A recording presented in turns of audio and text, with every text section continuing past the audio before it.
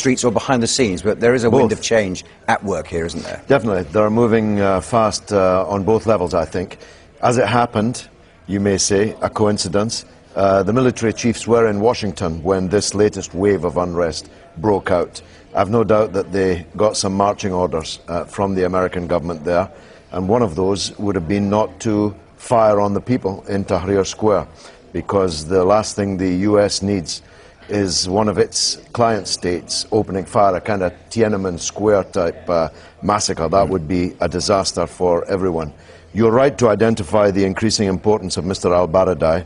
The Muslim Brotherhood, which is the most powerful force in Egypt, has just indicated in the last few hours that he would be acceptable to them as a person to negotiate with the regime for the exit of the dictator and his family and crew. Well, that's not exactly handing him the laurels, is it? That's just putting him up as a potential spokesperson to run things. Sure, but I think he'd be acceptable to Washington too. He wouldn't have been their first choice, but given the collapsing situation in Cairo from the US point of view, al-Baradei is probably the best interlocutor they're going to get. You mentioned the States quite a lot in your opening remarks there. Do you think that whatever happens, although America understands and has made it clear, not in so many words, but has made it clear that it's not their business, it's their concern but not their business, nevertheless that the result will have to be something that's palatable to the White House? Well, the problem is it is their business, because Egypt is the second biggest recipient of US aid, $1.5 billion a year. Secondly, Egypt has been a linchpin of US policy in the region towards Israel in particular. And if Egypt were to fall to the democratic mass, if you like, without any kind of mediation by the US, all sorts of US interests could go, and the relationship with Israel would be pretty prominent amongst them. So I suspect, though it may look like a swan on the surface, the Obama administration's paddling like hell underneath, that's for sure. And at the same time, we've heard from King Abdullah in Saudi Arabia saying that he supports Mubarak, that the protests should end now. Mahmoud Abbas in Ramallah has also put out his calls of support for Mubarak.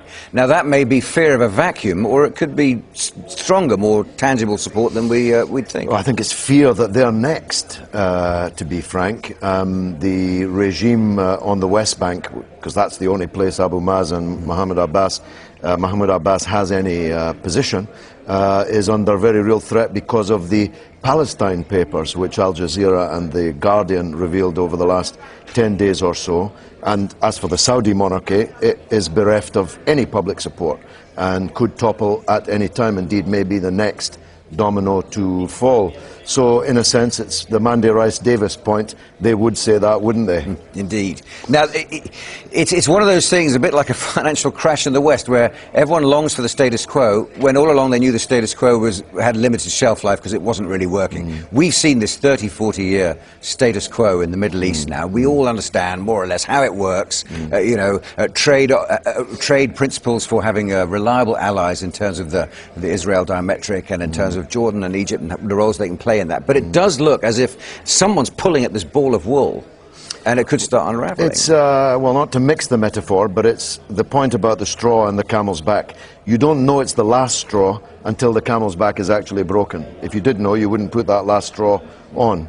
The people in the Arab world have had to suffer the ignominy, the indignity, the humiliation, really, of being unable to help liberate Palestine, of losing one Arab country after another to foreign occupation. And on top of that now comes the recession and real economic hardship. I want to get another question briefly, which is, do the Arab people in all these 30 years, and they're becoming more educated, and the universities are fine in places like Egypt and so forth, have they gathered enough now yet to start running things the way they want to run them? I think them? There's a critical mass now of desire and capability, and the old order is collapsing, a new order is being born. We better get over it and get engaged with it.